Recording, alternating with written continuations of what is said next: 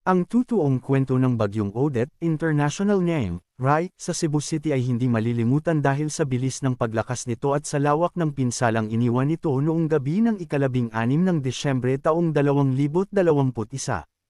Marami ang nag-akala na ordinaryong bagyo lang ito, ngunit naging isa ito sa pinakamalakas na naranasan ng mga Cebuano, katulad ng bagsik ng Bagyong Ruping noong 1990.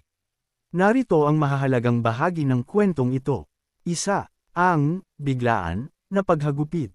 Pumasok ang Odette sa Cebu matapos nitong manalasa sa Siargao at Bohol.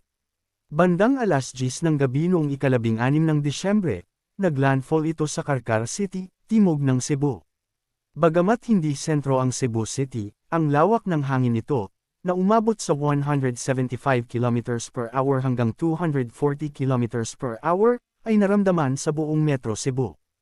Asterisk ang tunog, maraming Cebuano ang naglarawan sa tunog ng hangin na tila, sumisipol, o parang, jet engine, sa lakas.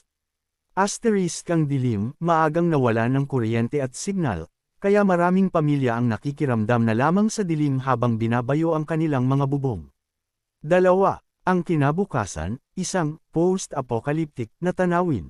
Paggising ng mga tao noong ika-17 ng Desyembre, nagmukhang war zone ang Cebu City. Asterisk nagbagsakang mga poste, halos lahat ng pangunahing kalsada ay sarado dahil sa mga natumbang poste ng kuryente at higanting puno.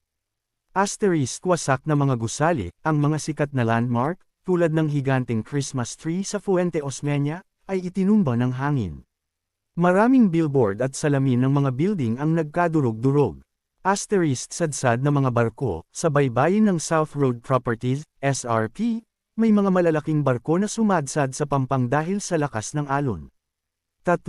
Ang pakikibaka pagkatapos ng bagyo. Dito lumabas ang totoong hamon para sa mga Cebuano. Hindi lamang pagkain ang naging problema, kundi ang mga sumusunod. Asterisk ang pila sa tubig, dahil walang kuryente, hindi gumagana ang mga water pump. Naging pamilyar na tanawin ang mahabang pila ng mga taong may dalang galon ng tubig, minsan ay inaabot ng madaling araw. Asterisk krisis sa gasolina, mahaba rin ang pila sa mga gasoline station dahil kailangan ng krudo para sa mga generator. Asterisk signal at cash, walang internet at hindi gumagana ang mga ATM. Ang mga tao ay naghahanap ng pockets of signal sa mga matataas na lugar para lang makapag-text sa kanilang mga kamag-anak. 4. Ang bilang ng pinsala. Sa Cebu City pa lamang, may naiulat na mga namatay, karamihan ay dahil sa natumbang pader o puno, at libo-libong bahay ang nawala ng bubong o tuluyang nawasak. Inabot ng higit isang buwan bago tuluyang naibalik ang kuryente at tubig sa maraming bahagi ng lungsod. Ang kwento ng Odette sa Cebu ay kwento rin ng katatagan, resilience. Sa gitna ng hirap, nagtulungan ang mga kapitbahay, bayanihan, at kahit Pasko noon, mas pinili ng mga Cebuano na magbahagi ng kung anong meron sila. Hanggang dito magtatapos ang kwento ng Bagyong Odette sa Cebu.